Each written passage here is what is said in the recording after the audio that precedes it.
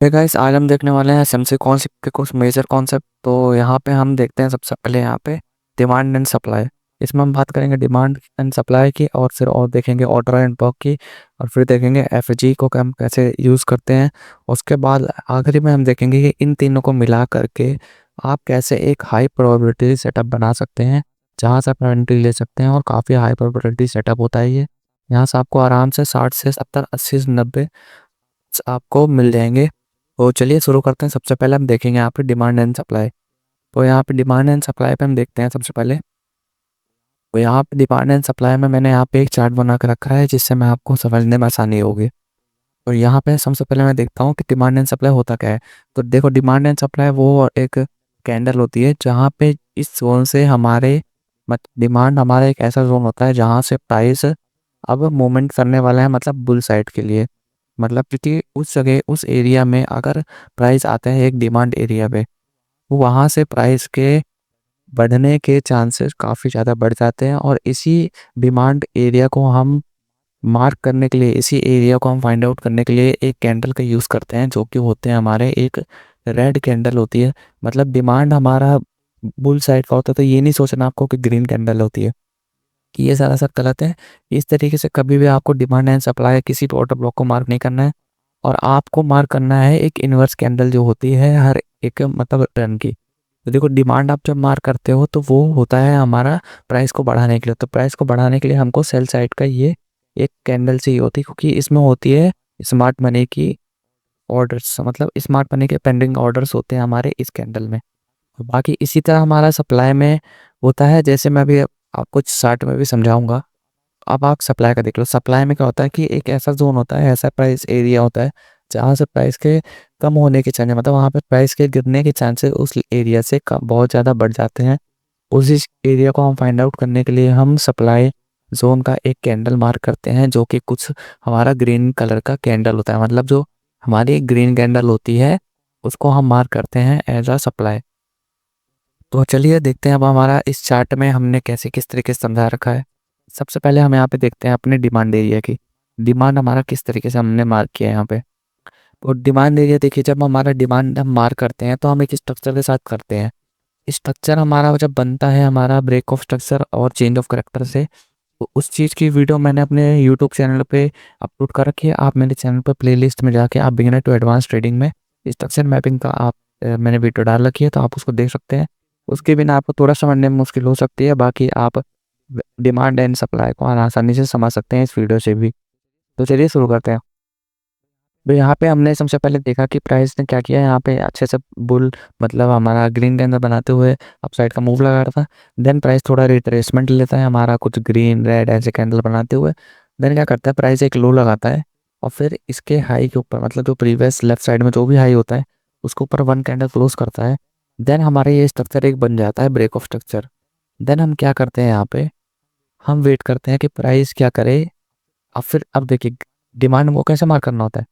हम जो ये ब्रेक ऑफ स्ट्रक्चर होता है उसके बाद हम सबसे लोवेस्ट पॉइंट पे, सबसे मतलब जो लो होता है हमारा कंफर्म लो होता है, हम वहाँ पे क्या देखेंगे कि यहाँ पे हमारा कोई एक रेड कैंडल बनी हो जो एक इम्पल्स मूव के बगल में हो। मतलब जो हमारा जो ग्रीन कैंडल लगातार हमारी ऊपर की साइड जा रही है, तो ये एक हमारा इम्पल्स मूव होता है। मतलब एक रिट्रेसमेंट आती है, फिर इम्पल्स आता है, फिर रिट्रेसमेंट आती है, फिर इम्पल्स आता है। तो हमको इसी इम्पल्स मूव के पहले जो हमारी एक रेड कैंडल होती है, अच्छी खासी रेड कैंडल, मतलब इतना भी नहीं कि छोटा सा आपका बॉडी है, आप वहाँ से इतना छोटा सा बॉडी है और बाकी भी कितनी बड़ी सी है, तो ये माना जाएगा हमारा डिमांड। लेकिन ये इतना हाई प्रोबेबिलिटी नहीं होगा। हमको चाहिए थोड़ी सी बॉडी और हमारा एक अच्छा खासा छोटा सा, ना भी हो तो भी चलेगा, हमको विक चाहिए। और बाकी हमारा क्या करता है, इम्पल्स मूव के पहले हमारी जो एक रेड कैंडल होती है अच्छी खासी, वो हमारा ऐसे डिमांड वर्क करता है। और उस डिमांड को हम मार्क करने के लिए क्या करते हैं, हम उस रेड कैंडल को उसके ओपन से लेकर के, मतलब जहाँ पे वो रेड कैंडल ओपन हुई है वहाँ से हम मार्क करते हैं। और देन उसको उसके लो जहाँ तक लग रखा है, मतलब उसका पूरा विक, मतलब उसके ओपनिंग से लेके पूरा नीचे तक विक हम इसको मार्क कर लेंगे डिमांड एरिया को। तो ये हमारा एक बाइंग एरिया हो जाता है अच्छा खासा बाइंग करने के लिए। तो अगर आपको बाइंग करनी है तो आप इसी एक रेड कैंडल, मतलब हमारे एक डिमांड जोन से आप बाय कर सकते हैं। बहुत लोग बोलेंगे कि आप ऊपर से विक भी मार्क कर लो, लेकिन विक मार्क नहीं करते। हमारे जो मेन इंस्टीट्यूशन के ऑर्डर लगते हैं नेक्स्ट कैंडल पे, वो डायरेक्ट हमारे उसके ओपनिंग पे लगते हैं। तो इसकी क्लोजिंग और फिर इसकी ओपनिंग, ओपनिंग हमारी जहाँ होगी वही हमारा डिमांड एरिया होता है, वहीं इंस्टीट्यूट स्मार्ट मनी के हमारे ऑर्डर्स लगते हैं। तो हमको उसी से मार्क करके हमको नीचे वीक तक पूरा एक्सटेंड कर देना है, हमको अपना रेक्टेंगल लगा के। एंड देन इसका अगर प्राइस यहाँ आती है तो हमको यहाँ से ट्रेड करना है और आपको काफ़ी अच्छा मूव आपको देखने को मिलेगा। देन यहाँ पे भी हमारा क्या होता है, प्राइस क्या करता है, दोबारा इम्पल्स मूव लगाता है, देन रिट्रेसमेंट करता है। और फिर हमारा एक एक इम्पल्स मूव के पहले हमारा सबसे लोएस्ट पॉइंट मतलब करंट लो लो के नीचे हमारा एक रेड कैंडल मतलब इन्वर्स कैंडल बनाता है। इन्वर्स कैंडल ही हमारा एक हो गया यहाँ पे एक डिमांड जोन। एंड देन हम इसको मार्क करेंगे, कैसे मार्क करेंगे आप कमेंट सेक्शन में बता सकते हैं। अगर आपको याद कर लिया है तो हम इसके ओपनिंग से लेकर के लो तक हम मार्क करेंगे, देन इसको एक्सटेंड कर देंगे। फिर अगर प्राइस कभी यहाँ पे अगर आता है देन हम यहाँ पे ट्रेड लेंगे इस बाइंग एरिया से मतलब डिमांड जोन से। एंड देन इसी तरह हमारा फ़र्क करता है लेवल, और हम इसी तरह ट्रेड लेते हैं अपने लाइफ स्टाइल में, अपने एनालिसिस में भी। वो कुछ अलग कॉन्सेप्ट है, ये अलग कॉन्सेप्ट है, दोनों ही मैं यूज़ करता हूँ। ये हाई प्रोबेबिलिटी सेटअप है तो आप उस पर ज़रूर ट्रेड कर सकते हैं। एंड देन मैं आगे आपको एफजी और वो ऑर्डर ब्लॉक भी बताऊंगा, तो देरी ना करिएगा, आपको सब दिया जाएगा। तो यहाँ पे अब हम देखते हैं सेलिंग साइड में। सेल साइड में जो हमारा मतलब डिमांड एरिया होता है वो क्या होता है, स्ट्रक्चर हमारा नॉर्मल से हमारा एक रिट्रेसमेंट लेता है एंड देन एक इम्पल्स मूव लगाता है बेरिश साइड में।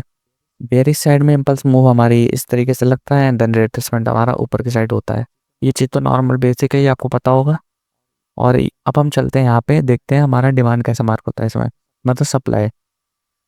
तो यहाँ पे जब प्राइस ने क्या किया, इसके हमारा एक स्ट्रक्चर बना रहा था तो लो के नीचे क्लोजिंग करी एंड देन प्राइस क्या होता है यहाँ से एक इम्पल्स मूव लगाता है। तो जो भी सबसे हाई होगा, हाई पे हमारी एक इम्पल्स मूव के पहले एक ग्रीन कैंडल बनी होगी। तो ग्रीन कैंडल बाइंग की एंट्री नहीं देगी, ये ग्रीन कैंडल हमारा सप्लाई जोन होता है जहाँ से हमको अच्छी खासी सेलिंग आ सकती है। तो हम उसको भी सेम मार्क करते हैं, लेकिन सप्लाई डिमांड में हम क्या करते हैं, ऊपर से लेकर के नीचे से पूरी वीक मार्क करते हैं। लेकिन हम सप्लाई में हम सबसे नीचे जो हमारी ओपनिंग होगी ग्रीन कैंडल की, उस ओपनिंग से लेकर के क्लोजिंग मतलब पूरे हाई के वीक तक मार्क करेंगे, देन इसको एक्सटेंड कर देंगे। ये हमारा होता है एक सेलिंग जोन। ये हमारा एक अच्छा सेलिंग जोन होता है जहाँ से हम अच्छी खासी सेलिंग की एंट्री पकड़ सकते हैं। एंड देन हम यहाँ पे देखते हैं कि नया स्ट्रक्चर हमारा नीचे आता है, देन रिट्रेसमेंट लेता है और फिर हमारी इस लो के नीचे क्लोजिंग करता है। देन हमारा एक स्ट्रक्चर बनता है हाई, ये हमारा लो, ये हाई, और फिर हमारा नया लो लगाता है। देन हम क्या देखेंगे कि इस मतलब इम्पल्स मूव के पहले, इस इम्पल्स मूव के पहले हमारा, आपको ये बीच में नहीं देखना है कि बीच में आपकी मतलब एक ग्रीन कैंडल बन गया था आपने उसको ऐसा वो मार्क कर लिया सप्लाई जोन, ये बिल्कुल गलत हो जाएगा। आपको ऐसा मार्क नहीं करना है, आपको सबसे लोएस्ट पॉइंट पे जो भी हमारा सबसे लो लगा रहेगा इन दोनों स्ट्रक्चर के बीच में, जो भी सबसे ज़्यादा लो होगा उसको हम ऐसा मतलब सप्लाई जोन हम उसको मार्क करेंगे एंड देन हम इसको एक्सटेंड कर देंगे। यहाँ पे अगर हम देखो तो इसमें इसके लो को मैं ऐसे मार्क करूंगा, देन इसके हाई तक मैं इसको टच कर दूंगा एंड देन इसको एक्सटेंड कर दूंगा। ये हमारा एक हाई प्रोबेबिलिटी सेटअप बन जाता है हमारा सेलिंग जोन का। एंड देन अब मैं दिखाता हूँ आपको यहाँ पे ऑर्डर ब्लॉक क्या होता है। तो देखिए यहाँ पे अब बाइंग साइड में बताता हूँ ऑर्डर ब्लॉक क्या होता है। तो ऑर्डर ब्लॉक देखो सिंपल सा फंडा है इसका ऑर्डर ब्लॉक का। तो ऑर्डर ब्लॉक जो होता है हमारा वो सिंपल सा बनता है जब हमारा प्राइस क्या करता है, मैं नॉर्मल अभी आप बता रहा हूँ। तो यहाँ पे देखिए, यहाँ पे हमारा स्ट्रक्चर बना, देन यहाँ पे हमारा एक डिमांड एरिया बन गया, ये हमारा एक डिमांड एरिया है। देन समझ लेते हैं कि प्राइस ने क्या किया, समझ लेते हैं हम कि प्राइस ने क्या किया, इस ऑर्डर ब्लॉक को टैप नहीं किया। प्राइस ने इस ऑर्डर ब्लॉक को मतलब इस मतलब डिमांड जोन को प्राइस ने अभी टैप नहीं किया। और प्राइस ने उसके बाद क्या किया, एक नया स्ट्रक्चर बना दिया, मतलब हमारे इस हाई को ब्रेक कर दिया। देन अब क्या करेंगे, जो ये पुराना हमारा जो जो ओल्ड हमारा प्रीवियस डिमांड था, यही हमारा ऐसा, इसको सॉरी मैं ग्रीन कर देना, मैंने रेड कर दिया। तो यही जो हमारा प्रीवियस डिमांड होगा ये हमारा न्यू ऑर्डर ब्लॉक कहेंगे। ये बस नाम चेंज हो रहा है, काम वही है इसका, बस आपका नाम चेंज हो जाएगा, ये ऑर्डर ब्लॉक बन जाएगा। और बाकी डिमांड है ये, लेकिन प्रीवियस हो गया है तो प्रीवियस डिमांड को हम बोलते हैं ऑर्डर ब्लॉक। और जो अब स्ट्रक्चर ब्रेक होने के बाद जो अब हमारे यहाँ पे ये बना है डिमांड, इसको हम डिमांड ही कहेंगे, ये अभी तक हमारा डिमांड ही माना जाएगा। तो ये जो हमारा प्रीवियस डिमांड होता है इसको हम ऑर्डर ब्लॉक कहते हैं, जो हमारा नए स्ट्रक्चर में जो भी बन रखा है करंट, इसको हम कहेंगे डिमांड। तो इसी तरीके से हम सेल साइड में देखते हैं, तो सेल साइड में जो हमारा प्रीवियस जो हमारा डिमांड होता है, अगर वो हमारा टैप नहीं होता है देन उसको हम कहेंगे as a order block selling side का। और बाकी अगर वो टैप हो जाता है देन हम उसको डिमांड मार्क करते हैं। और बाकी अगर नया हमारा स्ट्रक्चर फॉर्म हो जाता है और इस लेवल को टैप नहीं करता है, इसको मैं इसको हटाऊंगा तो काफ़ी ज़्यादा दिक्कत हो जाएगी। तो बाकी आप समझ लीजिएगा यहाँ पे। तो बाकी नया स्ट्रक्चर बनने के बाद जो हमारा प्रीवियस डिमांड होता है जो कि टैप नहीं हुआ होता, उसको हम कहते हैं ऑर्डर ब्लॉक। और जो कि हमारा नया करंट स्ट्रक्चर में जो हमारा जो हाई पे जो हमारा एक डिमांड एरिया है, उसको हम डिमांड एरिया ही कहते हैं, क्योंकि वो हमारा करंट स्ट्रक्चर में भी फॉर्म हुआ है। इसी तरीके से हमारा ऑर्डर ब्लॉक हमने और डिमांड एरिया का दोनों का कॉन्सेप्ट आपको क्लियर कर दिया है। काफ़ी सिंपल सा था। तो अब हम देखते हैं यहाँ पे एफ क्या होती है। तो देखिए, ये मैंने एफ का मैंने कुछ यहाँ पे एक चार्ट जैसा बना रखा है, तो आप यहाँ पे समझ सकते हैं आसानी से। तो अब हम लाइव चार्ट भी देखेंगे, तो उससे पहले आप इस पे देख लीजिए, समझ लीजिए क्या होता है ये। तो देखिए, जैसे ही हमारा एक मतलब स्ट्रक्चर चल रहा था, स्ट्रक्चर का मैं इसको कैंडल ही बोलूँगा, इसमें कैंडल का ही सीन है एफ में। तो देन यहाँ पे हमारा एक कैंडल था और ये एफ मतलब हमको क्या करना होता है, देखो सिंपल सा एफ में क्या है कि हमको तीन कैंडल के जो हमारा फर्स्ट एंड थर्ड कैंडल होती है उसके बीच में जो हमारी वीक होती है उनका गैप देखना होता है, उनमें गैप है कि नहीं है।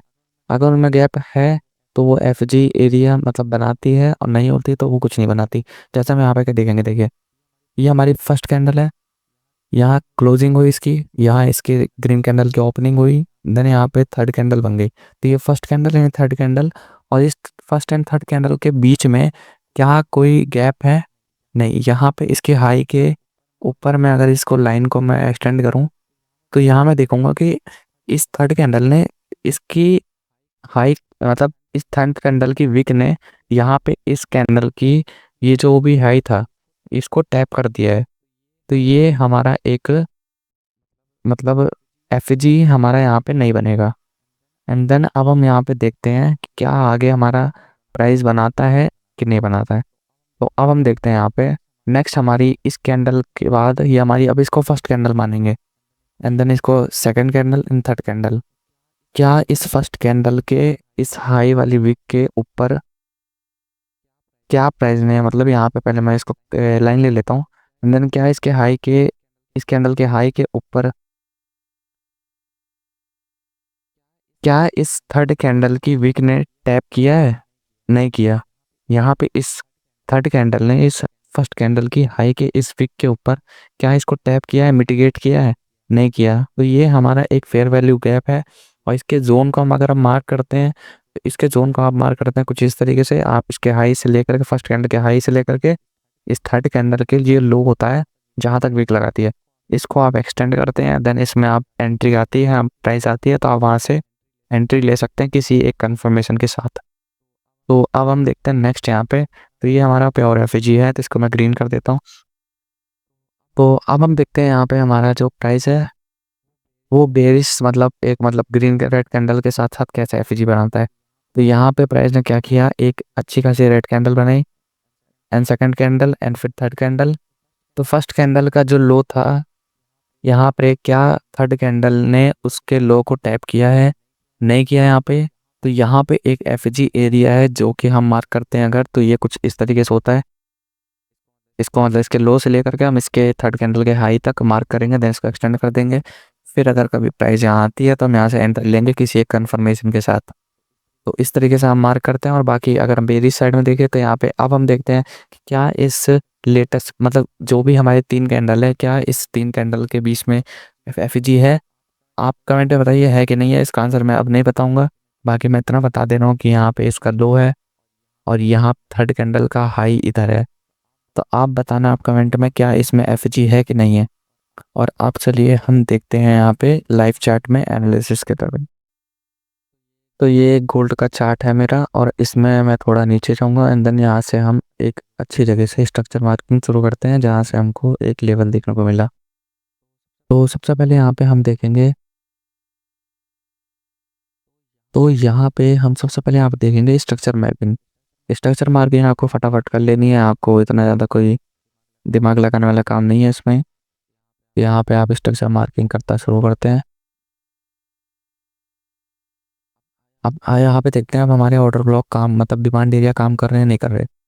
तो देखिए यहाँ पे प्राइस ने क्या किया है, इसको मैं बता दूं, मैंने स्ट्रक्चर मार्किंग कर दिया तो आपको कोई दिक्कत नहीं आएगी। तो आप इसी तरीके से कर लीजिएगा और बाकी उसके बाद आप फाइंड आउट करिएगा डिमांड को। तो यहाँ पे अब हम देखते हैं यहाँ पे फर्स्ट हमारा यहाँ पे रिट्रेसमेंट वैलिड हुआ, देन यहाँ पे हमारा कन्फर्म हाई बना। कन्फर्म हाई बनने के बाद यहाँ पे प्राइस ने क्या किया, यहाँ पे एक लो लगाया, लो लगाने के बाद प्राइस ने यहाँ क्लोजिंग करी। क्लोजिंग करने के बाद अब क्या हुआ, अब क्लोजिंग करने के बाद इसके हाई के ऊपर क्लोजिंग करने के बाद स्ट्रक्चर बनने के बाद अब हम देखेंगे कि इस सिंपल मूव के पहले कोई रेड कैंडल बनी है, क्योंकि डिमांड हम रेड कैंडल मार्क करते हैं, आपको मैंने बता दिया है। तो हाँ यहाँ पे एक रेड कैंडल बनी है, तो आप क्या करेंगे, इस रेड कैंडल को आप मार्क करेंगे एंड देन इसको थोड़ा एक्सटेंड करेंगे इसके ओपनिंग से लेकर के इसके वीक तक की। एंड देन इसको आप एक्सटेंड करेंगे तो देखेंगे क्या ये हमारा लेवल टैप होकर प्राइस ने अच्छा मूव दिया है।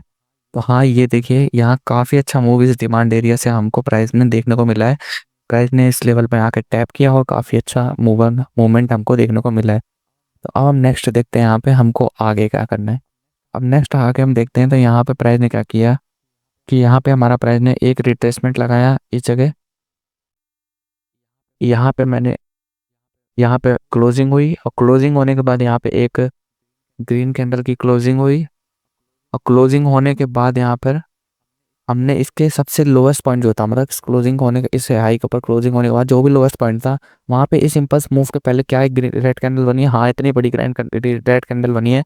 तो हाँ ये एक स्मार्ट मनी का ऑर्डर है, यहाँ पे स्मार्ट मनी का ऑर्डर पेंडिंग है। तो हम इसको हम लाइन खींच के एक्सटेंड करते हैं और इसके हम ओपनिंग से दे करके इसके लो तक हम मार्क करेंगे, देन इसको लाइन का एक्सटेंड करेंगे। तो क्या यहाँ से मूवमेंट आई है, तो ये सेम हमारा लेवल बन जाता है। मतलब यहाँ पे प्राइस ने क्या किया, मतलब यहाँ देखिए अगर आप यहाँ पे देखेंगे तो प्राइस ने यहाँ पर भी एक डिमांड था और यहाँ पर भी एक डिमांड था। तो ये हमारा पिछला वाला ऑर्डर ब्लॉक हो गया था और देन यहाँ पे हमारा अब ये डिमांड एरिया था। तो प्राइस यहाँ पे आया, यहाँ पे आने के बाद प्राइस ने क्या किया, यहाँ पे दूसरा वाला ऑर्डर भी ले लिया, मतलब जो प्रीवियस ऑर्डर ब्लॉक था उसका भी ऑर्डर लिया और देन यहाँ पे डिमांड का भी ऑर्डर लिया एंड देन प्राइस ने काफ़ी अच्छा मूव लगाया है। अब हम नेक्स्ट यहाँ पे देखते हैं इधर। तो यहाँ पे हमारा प्राइस ने क्या किया, एक नया स्ट्रक्चर बनाया, क्लोजिंग दी यहाँ पे और क्लोजिंग देने के बाद प्राइस ने क्या किया, इसके लो के नीचे जो भी इम्पल्स मूव के पहले एक रेड कैंडल थी वो हमारे जगह डिमांड मार्क करते हैं और डिमांड को हमने खींच के हमने एक्सटेंड किया। क्या प्राइस ने यहाँ से मूवमेंट दी है, हाँ बिल्कुल दी है। अगर आप इसका पिप्स देखने की कोशिश करोगे तो प्राइस ने कम से कम यहाँ से हमको 110 के मूव दिए। तो इसी तरीके से डिमांड हम बुलिश मार्केट में मार्क करते हैं और देन अपना यहाँ पे ट्रेड लेना शुरू करते हैं। और अब हम यहाँ पे देखेंगे कि प्राइस ने क्या हमको बाइंग मतलब सेल की भी एंट्री देगा। तो हाँ यहाँ पे हमको सेल की भी एंट्री मिलेगी, क्योंकि यहाँ पे अगर अब इधर से हम सेलिंग साइड का स्ट्रक्चर मार्क करते हैं। पहले मैं यहाँ पे स्ट्रक्चर मार्क करके आपको दिखा देता हूँ। ये हमारा सेल साइड का स्ट्रक्चर है जो करीब इस तरीके से मार्क होगा। तो अब मैं इसको हटाता हूँ और देन आपको दिखाता हूँ यहाँ पे। तो यहाँ पे हमारा स्ट्रक्चर स्टार्ट हुआ और यहाँ पे क्लोजिंग हुई।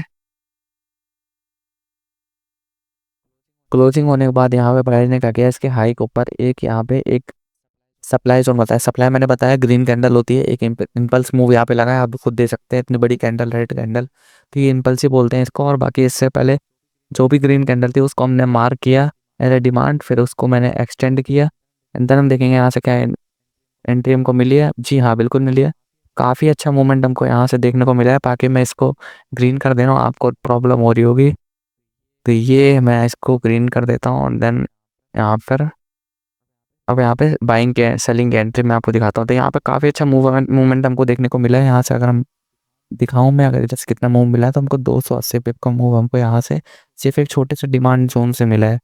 तो अब हम नेक्स्ट देखते हैं, आप नेक्स्ट स्ट्रक्चर क्या है। तो यहाँ पे मैंने स्ट्रक्चर मार्क किया, यहाँ पे हमारी क्लोजिंग हुई। देन यहाँ देखेंगे तो क्या कोई इम्पल्स मूव के पहले कोई डिमांड है, हाँ है, लेकिन प्राइस ने क्या करा, इतना बड़ा डिमांड जोन बना रखा है। इतना बड़े डिमांड जोन पे तो आप ट्रेड लेंगे नहीं, क्योंकि इतना बड़ा डिमांड जोन है, इसमें प्राइस आएगा तो आपको क्या पता कब आपको एंट्री लेनी है और आपका स्टॉप लॉस भी हिट हो जाएगा। तो इतने बड़े डिमांड जोन पे आपको मार्क नहीं करना होता, ना ज़्यादा छोटे पे ना ज़्यादा बड़े पे। तो नेक्स्ट अब हम देखते हैं आगे हमारा क्या स्ट्रक्चर बनता है। तो आगे की कुछ हम एंट्रीज देखते हैं जहाँ से हमको सेलिंग एंट्री मिलेगी।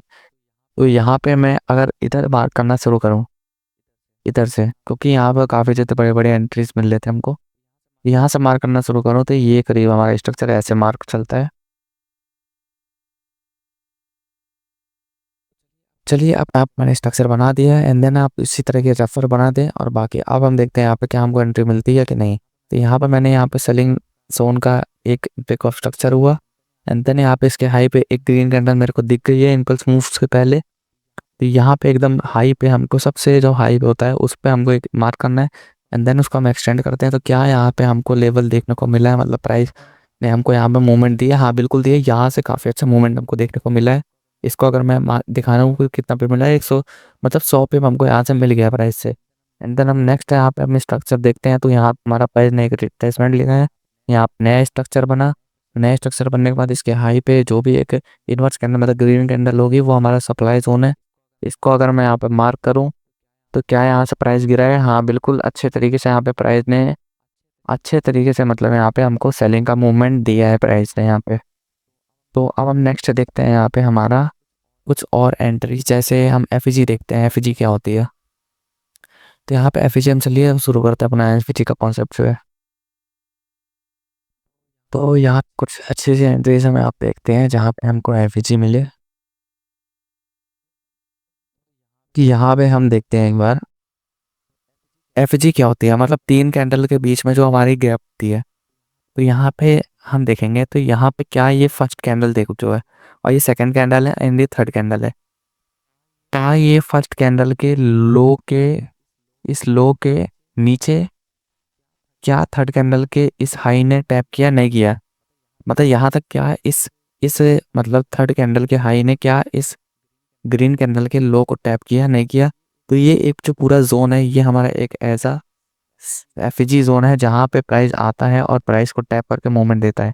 तो यहाँ क्या इस एफईजी में प्राइस आया और इसको फिल किया हल्का सा एंड देन यहाँ पे हमको मूवमेंट दिया है क्या? हाँ दिया, बिल्कुल दिया है। एंड देन हम चलते हैं नेक्स्ट हम एफईजी उस पे।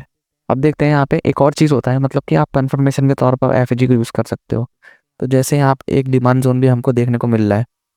तो इस डिमांड जोन को मैंने मार्क किया एंड देन यहाँ पे मैंने एक्सटेंड किया। तो क्या यहाँ से प्राइस ने मूवमेंट दी है? हाँ बिल्कुल अच्छे खासे मूवमेंट हमको दिया प्राइस ने यहाँ पे। इसी तरीके से आप कंफर्मेशन के तौर पर भी आप इसको ट्रेड ले सकते हो इन सब एरियाज पे। और बाकी अब हम चलते हैं अपने नेक्स्ट यहाँ पे स्ट्रक्चर। नेक्स्ट यहाँ पे मैं बताता हूँ कि हाई प्रियोरिटी सेटअप कैसे बनते हैं हमारे। तो देखिए आप सबसे पहले आप क्या करेंगे, यहाँ पे कोई भी बढ़िया सा स्ट्रक्चर देख लेता हूँ जहाँ पे स्ट्रक्चर हमारा अच्छे तरीके से वर्क कर रहा हो। तो स्ट्रक्चर वैसे हमेशा ही वर्क करेगा, बाकी मैं चार्ट देख रहा हूँ कि चार्ट मतलब अपना सही चले हर जगह। जिस जगह हमारा अच्छे तरीके से चार्ट वर्क करेगा उस जगह हम चलिए शुरू करते हैं, देखते हैं। तो यहाँ पे हम चलिए, यहाँ पे मेरे को सही चीज़ दिख रहा है, मतलब चार्ट भी सही से हमारा यहाँ पे चलता हुआ हमको दिख रहा है। तो यहाँ हम देखेंगे तो सबसे पहले प्राइस ने क्या किया है, यहाँ पे हम स्ट्रक्चर देखते हैं। तो यहाँ पे सबसे पहले यहाँ पे हमारा एफ जी है। सिंपल था, इसमें कोई वैसे दिमाग लगाने वाला नहीं। ये देखो 3 कैंडल के बीच में इतना बड़ा गैप है, तो एफ जी तो है। इस एफ जी यहाँ पे हमारी एफ जी है। देन यहाँ हमारा एक ऑर्डर ब्लॉक है इस पल्स मूव के पहले।